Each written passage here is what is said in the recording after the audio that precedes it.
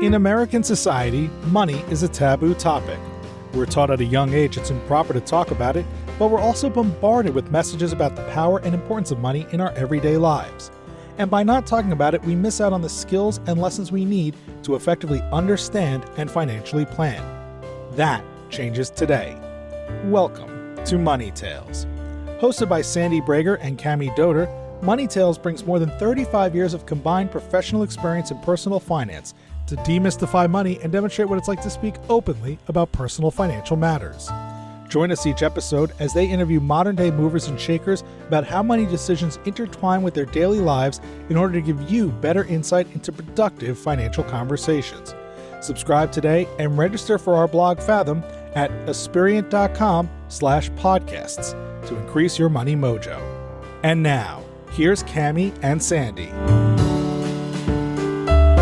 On today's episode of Money Tales, we will explore how trust and relationships form the true foundation of wealth. Our guest is David Homan. Early in his career, David experienced a defining moment when he was leading a philanthropic organization that suffered significant losses from Bernie Madoff's Ponzi scheme. Thrust into a financial and emotional crisis that was not of his own making, David had to rebuild trust with donors and other stakeholders, while at the same time navigating the complexities of bankruptcy law. His experience reshaped how David views success, which is not just in terms of money, but in the relationships and trust that truly sustain us. Let me tell you more about David. He is a quote-unquote connector of connectors and the founder of Orchestrated Connecting, a private community of impact-focused givers whose networks span the world. With a forthcoming book and through his work, David is dedicated to tackling climate change, mental health, health equity, supporting the arts, and in building a diverse world of givers to align capital to improve outcomes for all. Here are 3 key money topics David hits on in this conversation. First, what he learned about trust from having been given an American Express card with no credit limit issued in his name under his mom's account at age 13. Second, how in his experience, purpose is the fuel that ignites happiness from a person's net worth.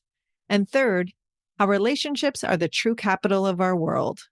There's unlimited value of having intentional and transparent relationships with people that are built on mutually beneficial action. We hope you share this episode with a friend. Now on to our conversation with David Homan. Welcome to the Money Tales podcast. I'm Cami Doder. And I'm Sandy Brager. Sandy, I was yesterday meeting with someone at a private social club called The Battery here in San Francisco. Have you ever been there? I have several times. It's a really beautiful place. Oh my gosh, it's gorgeous. I remember when it first got to San Francisco and there was just a big buzz. I had never heard of The Battery. Their first location was London. Is that correct? Yeah, I think from the UK. Apparently there's a bunch of private social clubs in other big cities around the country. San Francisco is catching up. Yeah, it's so interesting. It's nice to see that it made it through the global pandemic. I'm sure that was hard. It was buzzing and just a great place to meet. I got to thinking about how you talk to clients about memberships. I'm guessing it's expensive. And I think when someone has a membership like this, they probably also might have a golf membership or other types of memberships. Just curious how you help clients think through this and make smart decisions. Yes, many of our clients do participate in all sorts of different member-based organizations and programs. And it's not a big topic of conversation, Cami, typically, because on the grand scheme of things, the costs aren't that great. Usually the client will have a really good reason for wanting to participate in whatever it is that they're becoming a member of. The golf memberships tend to be the more expensive ones because they're oftentimes a big entry fee in terms of buying equity in the golf club and then having monthly membership dues. You have to typically pay money to eat at the club restaurant a certain number of times a month. For the social clubs like the Batteries, the costs aren't that high. It's really just a matter of what the priority is and what the goal is. As long as it's affordable, It's not a big conversation, although there are some clients, I will say, who have overextended their memberships from a spending perspective. Too many of them. Yeah, they're like, wait, I'm not going to any of these as I travel around the world. Maybe this isn't the best use of my money. That's the only time when we have a conversation, and it tends to be based on the client's values and paying for something that they're not utilizing in that case. Well, it's my pleasure to pivot to our guest today on Money Tells. Welcome, David Homan, to the show. It's so great to be here, and thank you both for having me. We're excited to talk some money with you. Could you start us off by introducing yourself and sharing a couple pivotal moments that have taken place in your life that really influenced who you are today? I'll start with my upbringing. I grew up as a professor's kid in a small town called Gainesville, Florida. And at that point, going through school, the people who you knew had a little more means than others, they were the doctors and the lawyers. Those were the occupations you should pursue if you wanted to have money. I was a composer and an actor. My dad was a tenured professor. We got by, but that was really what it was. Then when I didn't get into Princeton, which was a pivotal moment, my dad was a Princeton grad, Harvard grad, ran alumni relations for Princeton for the Southeast. I wasn't guaranteed admission. I'm definitely not a legacy project at Princeton because I went to Bard College instead. But Bard came in with what was called tuition exchange. And it was substantial enough, honoring the fact my father was a professor and giving us the discount that was extended to the professors at that college, that I picked up, moved an hour and a half to the north of New York City and thought, maybe I'll be in New York. And that one transaction of a very, very generous shift in the tuition cost allowed my family, which is a middle-class family, to be able to get me out of the state of Florida up to New York. And now I've been in New York and have built a successful career with multiple companies over the last 25 years of being here after college. David, it sounds like you were very aware of money at that point in your life. Tell us more about your backstory as you were growing up as a professor's kid in Gainesville, Florida. Was your family talking about money? How did you learn about it? And when did you start having any connection to money? Cami, I'll tell you one fact that will tell you all. Every one of my mother's friends thought that she was crazy because at 13 years old, I had a version of their Amex under my name, no limits.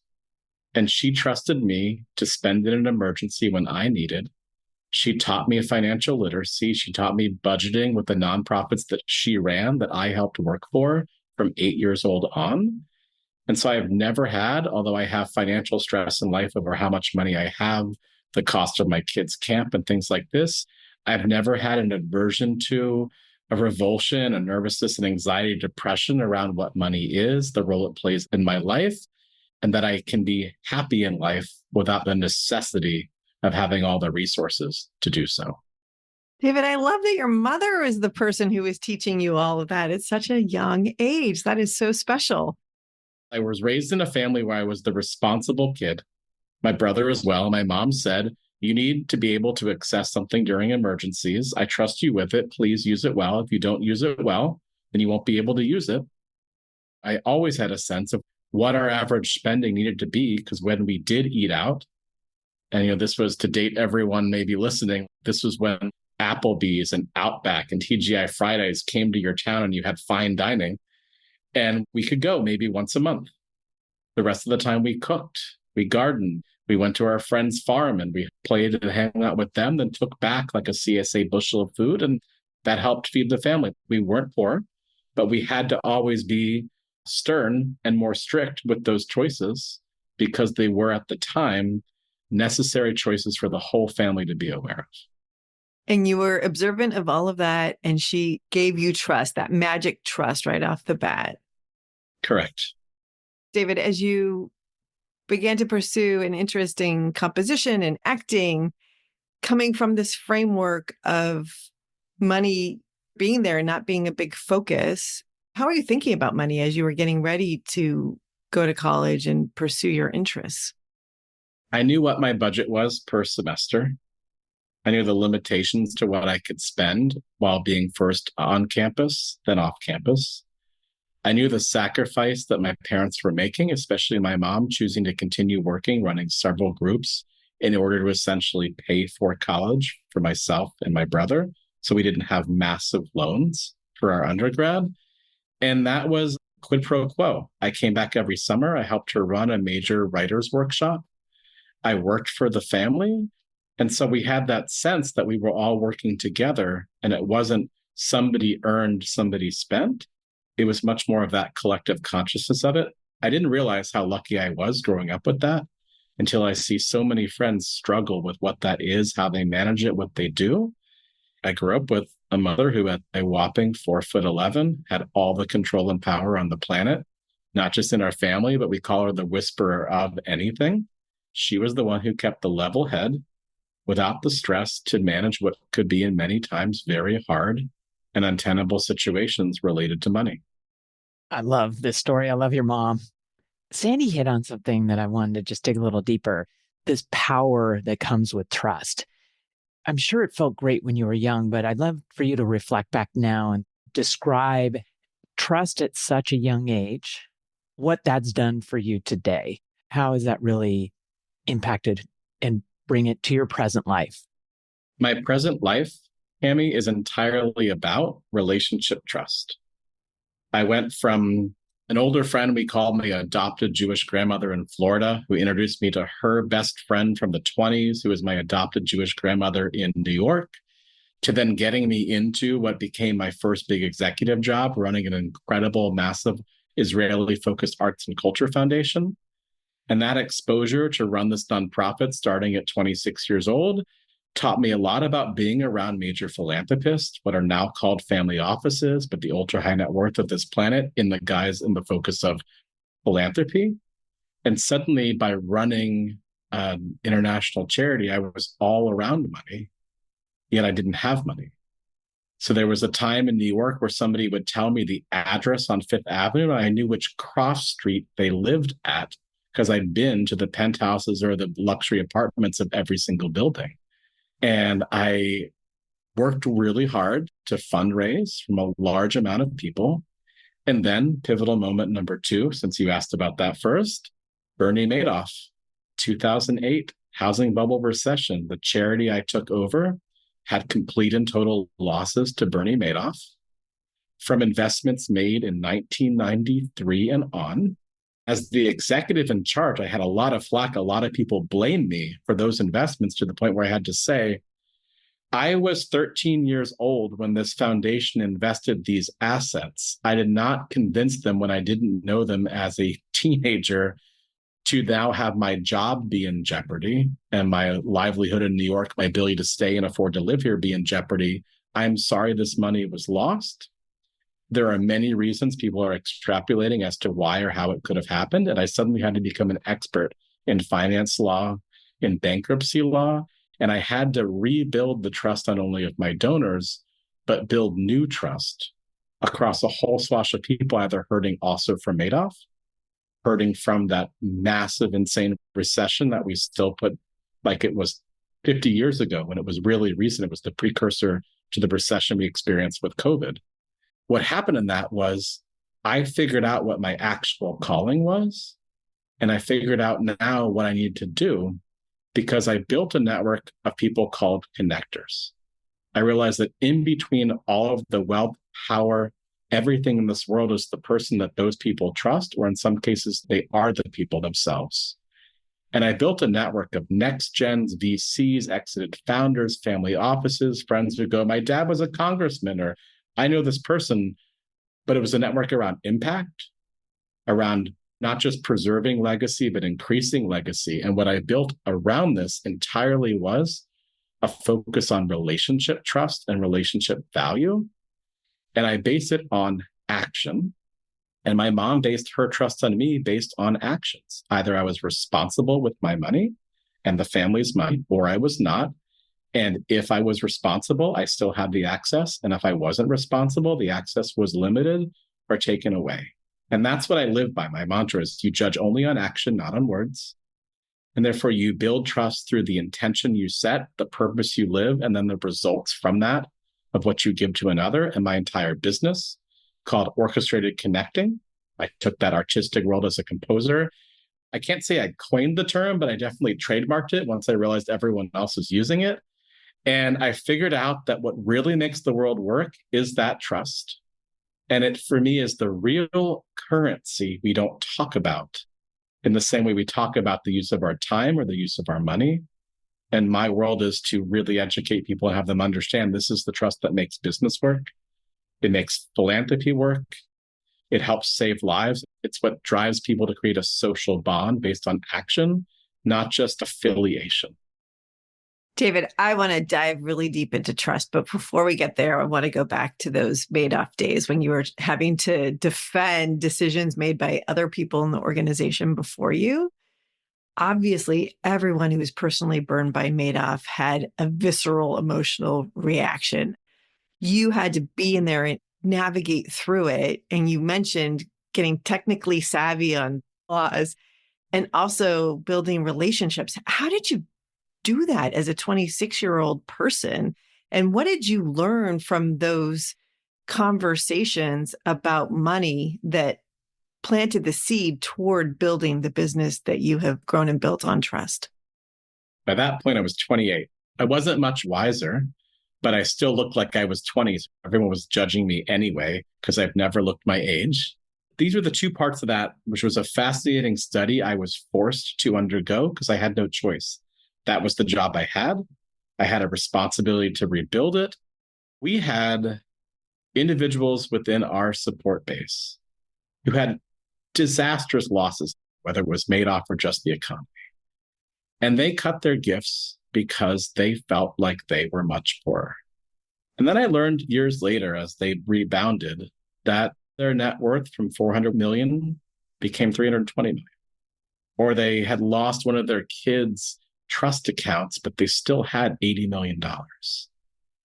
And here I was with probably $40,000 in the bank and a steady job that was paying me about $150,000 a year, where I had deferred my salary increase for year after year because we didn't have the resources.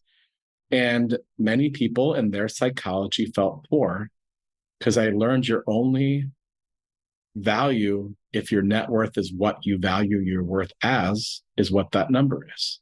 It's easy to get lost in those numbers for many people.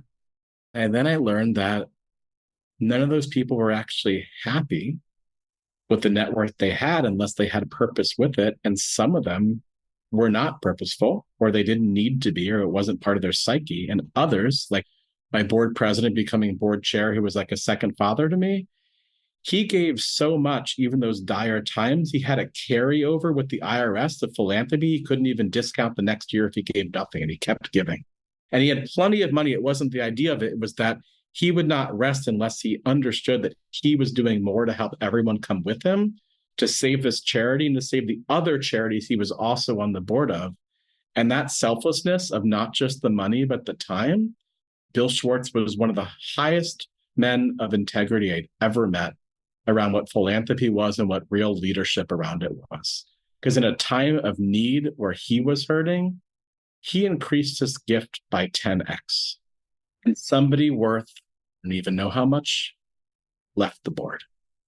And so I started to look at what was the psychology of money, what was around it. And as I built this massive world of friends of mine own sports teams, I invited one to a conference, and the answer was, I'm not sure I can make the conference in case our team is in the playoffs for baseball.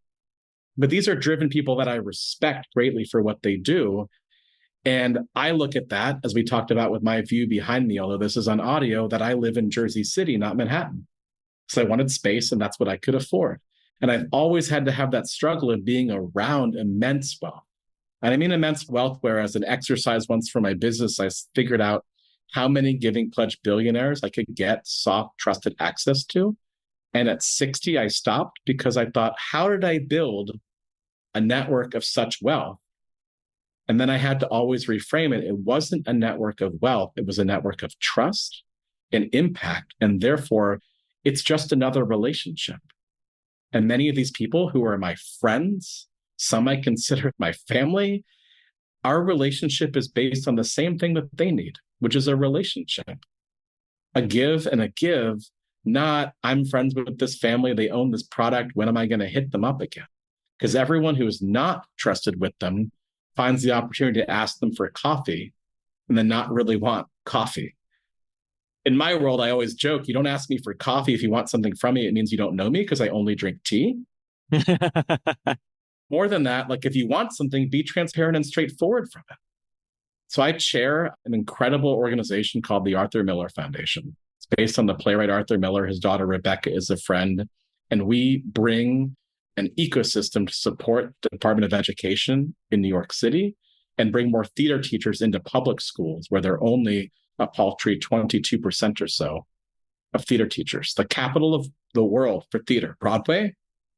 And almost 80% of the kids who go to public school don't have access to theater in their classrooms. And some of those friends, I hit them up once a year. I go, my board chair hat's on. I want you to give to this. Would you give? If they say yes, they come with me to an amazing gala.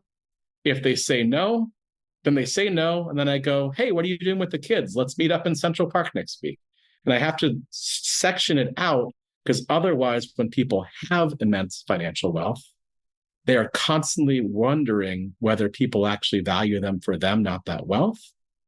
And when people don't have that, they're always feeling this insecurity about what they think if they have it, they will finally have, until those that are in the middle realize that if you were purposeful, intentional, and satisfied in your relationships and everyone around you, then that is actually enough if you love what you do and you love the people you surround yourself with. And that is the relationship capital that I try to encourage everyone in my world to focus on, because I'd rather die with 30 friends around me than $30 million and everyone else wanting something from me. David, this is so important. And you're talking about these tensions. You said people aren't happy with their net worth if there isn't a purpose with it. And you've had a lot of experience with those people. You've also had a lot of experience with people who totally have a purpose and get a lot out of it. You try and connect purpose. When you see and meet someone who just doesn't have that, how do you go about trying to connect their purpose to their wealth? Do you do that with them? I do, but I built a pretty stringent rule around introductions to me because I value my time. So if you get connected to me, if somebody believes in my network, I could add value to you or have it be reciprocal, you have to be called or deemed an action-oriented, natural giver that I or they would leave my children with. That's a high bar. It is. But you don't have to have everything figured out.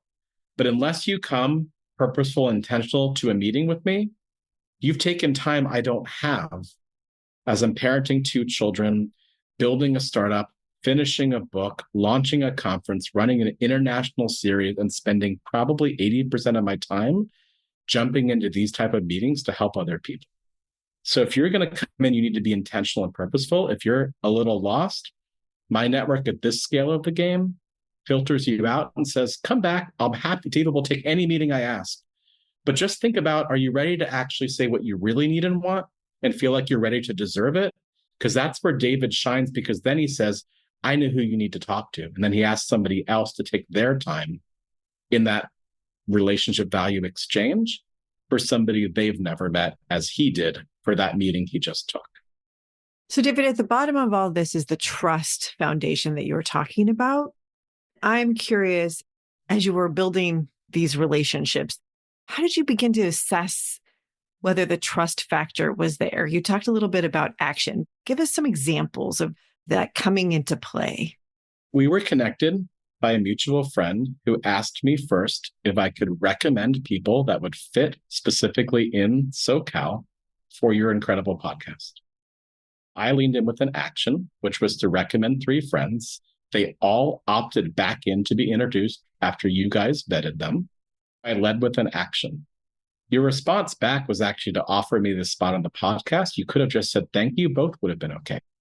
I looked for the intention of somebody who was able to give me the email I asked from you. Action number 1, are you intentional enough to give me what I need to ask somebody without taking more of my time to extrapolate from your website? So I look for an action. Then I look for the excitement, for this roadmap of, is this group I'm trying to help a friend? What's their intention? How do they represent themselves? And do they actually do what they say? If you were a podcast that then kept trying to raise funds from my friends they put you in touch with, it probably would have been transparent. So we would have had a much different conversation today. It would have been on air, whether you edited it out or not, going shame, shame, shame. But more than that, I would have known because my network knows if they mess up introductions for me, I don't think they're at the upper echelon of connection. And I built a whole system of ethics and a code, so it's just transparent. I don't get that myself because I said I only want to associate with people that you would leave my children with. And if you can't discern that, then I don't want to associate. And there are sometimes I don't make all the right judgments with relationships, but I built a network where eventually the truth comes out based on the only thing that you actually vet for, which is trust. And with that, when you built that trust and you offer to give, do people offer to give in return, or do they think they deserve it? And if they think they deserve it, everyone I've seen go through the throes of New York in the world of Broadway or in LA and Hollywood, or the build a company and sell it for whatever amount of money, everyone who says they deserved it, you've never heard their name.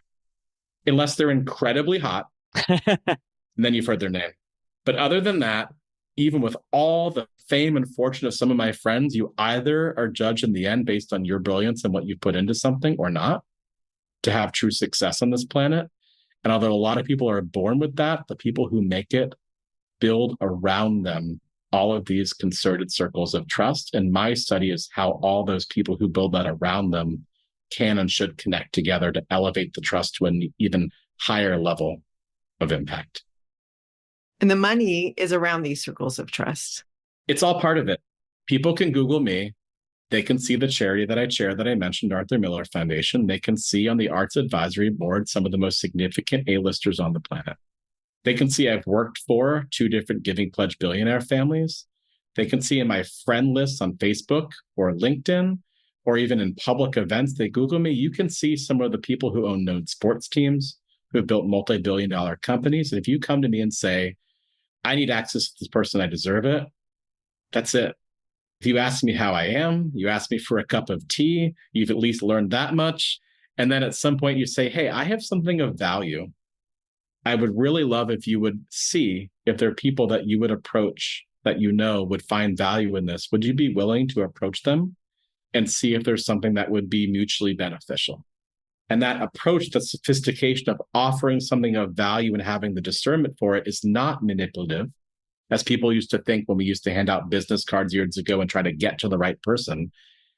I built a world where if you lead with that intention, there's nothing wrong with friends coming to me, as they happened the other week, and saying, we know you worked with Ray Dalio's family office and that you're friends with some of the family. We have a project we think would be really meaningful for them. Do you think you could approach them? And if I say yes, then I will look at it. And if I feel respectfully to my friends who are part of that family that this is something that they would like, they trust me on that. Because I think in the years that I've known this family and also did work and build a film company with them, I think I probably sent them 6 things. If you were ultra high net worth to their level or others, you probably get several hundred a month or a week. And where does the trust go if everyone, when they sit down, says, I have a deal, I have a deal, I have a deal? Everyone believes their startup is going to be the best next thing. Everyone is sure their restaurant is going to open and going to have success. Everyone is sure if you just invest and put your resources into them, that everything they do is going to be better for them. When you approach it with this idea of this might be mutually beneficial, would you opt in to hear this? I want to respect your relationship. Would you opt in to possibly share this? And then respect if somebody says no. The next thing that comes is, this isn't right for that family. But you know who might like it? This other person who's asked me for the other side of what you're doing. And that patient capital of this relationship game, people, most of them, do incredibly wrong because they have to have something now to give them more money and more resources because they are sure they need it. And the people I've seen who really, really deserve that success, they are the people who come to me or come to others in my network and they say, I heard you on this podcast. I heard you talk about this. My mother trusted me when I was 11. What was wrong with you to only be trusted when you were 13? That conversation becomes something else where they go, Sandy and Cammie, they had this guest on 4 months ago. I really need to meet her. Would you approach them? Here's why. Then I come to you because they've done the work. They've shown the respect. They listened to this. They listened again. And if I came to you with that, as a listener to you might now think they could astutely do, they're going to show the respect for what you've given around financial literacy and all of this financial wellness that is really, I think, the intent of what you're doing. They would make you feel respected for what you bring to this. Not what often happens, whether it's at the Battery in San Francisco or all of these clubs that I've never belonged to, but all my friends do, which is you join to get access. And access means nothing without trust and a social network to back you up. And I love this orientation of it. The importance of it being mutually beneficial. And that in itself is so productive. It just cuts through the noise. So you've talked a lot about trust. How would you answer the question money is? Money is what to you? Money is the ability to help other people who can't help themselves. I could have $1 million, $1 billion. The only responsibility that I would feel if I ever achieve either of those milestones or more is a sense of ownership to a collective future that my resources, by having them, preclude other people from being able to succeed the same way I did. My dad worked hard enough as a brilliant professor to give me enough of a bottom line to get to New York. My family, for 2.5 years after finishing grad school here, where I took on those student loan debts, if my family hadn't paid my rent when I couldn't, I would not have made the career I had possible. And without that career, I wouldn't have the ability to help other people. And that comes the privilege of being in a middle-class family as a white man in New York with the family who was highly educated and able to do it. Most people look at that and they go, yes, but you're not a billionaire. You're not this or that. But I am still always aware of the privilege I've had for my gender, for my race, for my upbringing, for the financial consciousness I was brought to. Most people unfortunately fail at until they have to or they never do. And if I look at this world as the opportunity I was given to help other people, what I think about constantly is, who didn't get that opportunity who would have been much better at helping the world than me? And what can I do, which is why I spend so much of my time helping people without doing anything but wanting to help them. What can I do to find all of those people who really do deserve it? Because they didn't ask. They just led with what they were doing, and not enough people paid attention because they weren't well networked enough or taught enough or whatever it might be to get ahead the way people who get ahead then eventually fail, because they didn't set the intention to succeed. They set the intention to prove their value. And those are very different things with how you look at action. David, I love how you've brought this concept of social capital to life in this conversation and highlighting that financial capital does exist in the world, but it might not be the most important thing. And I appreciate your altruistic views and everything that you're doing to make the world better for all of us. Tell us, what's your next money conversation going to be, and who's it going to be with? You know what's interesting about that question is, if you had asked me 6 months ago, I would have had a different answer. I'll tell you that, assuming we are all 6 months ago now, Sandy, I would have had conversations around people investing in the book deal that I just got, which people are helping with. I would have had conversations around people sponsoring my first conference, which was all around impact, health, wellness, AI, sports, medicine, a bunch of different things. And I would have had a conversation around people investing in my startup that I've spent 5 years dreaming of and finally raised enough to start to build. I got to a place which has also kept me up at 3 a.m. every morning to get through the workload while being an active dad. But I got to a place where I finally asked everyone to invest in what I wanted to build with them. After 8 years of proving it, did I finally feel worthy? And so the next conversations from that are about the success of what comes from this book, and ideally more speaking opportunities, perhaps paid for the first time in my life. I mean, a friend gave me $1 once when I showed up at their conference, but with inflation, who knows? Maybe my startup will help solve the world of relationship value, be extremely lucrative, and allow me to give more of it to other people. And maybe the conference model, since I've run a sold out event series for 8.5 years, will become something people want to come to because there's an intentional curation to everyone attending. Not, I want you to buy the ticket so I can have enough people to make my sponsors feel happy. So for me, it's all this intention, this curation of building out an ecosystem where what is next for me, people see as really, truly investable because I've built a successful business. I've built the concept of a startup that has been backed by years of action. I've talked to the most connected people on the planet and said, I really love what you're doing. Here's how I had honed it. And they've listened. And I've been saying the same thing for 8.5 years. People are starting to listen because this is not about the thing I'm building for me. I'm building this because I had a problem after Bernie Madoff and this charity that other people had too, which is I couldn't succeed enough with the relationships that I had, and everything that I'd given out in those relationships to the world weren't coming back to me. And that's when I realized, and this is the way I look at this, we view the most success, the fame around money, and we view that in terms of then what people get to do with their time. And I believe, and I write about this, I preach this, whether people want to listen or not, I say those are just two factors that help build relationships, which are the true capital.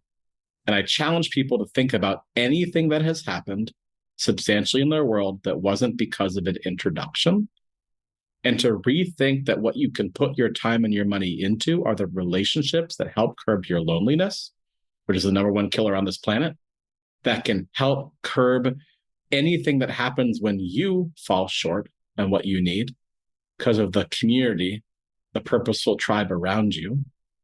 And if you do it right, then it's never accidental when the right thing comes to you because you built people around you who are there for you, not your network, but people invested in you.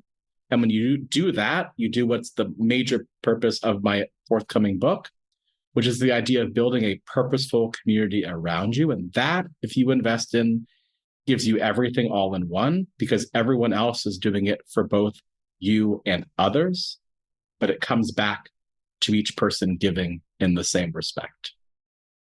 David, you are one authentic human being. You have inspired us in so many ways. Would you share with our listeners where's the best place for them to find you? Best place and best pace around money and what we're talking about are different because I am a classical composer in my other life. So if you say, hey, the name of the device that Jeff Bezos built that's over my shoulder that if I say will turn on right now, hey, so-and-so that starts with A, play the music of David Homan. That's the best way to find me. I set out in this world to be a composer, to write melodies and to give people music that gives them purpose and solace as they go through whatever emotional journey they might go through. And I have 6 albums that I make about 17 cents a month from, maybe 25 cents when it's a good month, even streaming. That's my true purpose.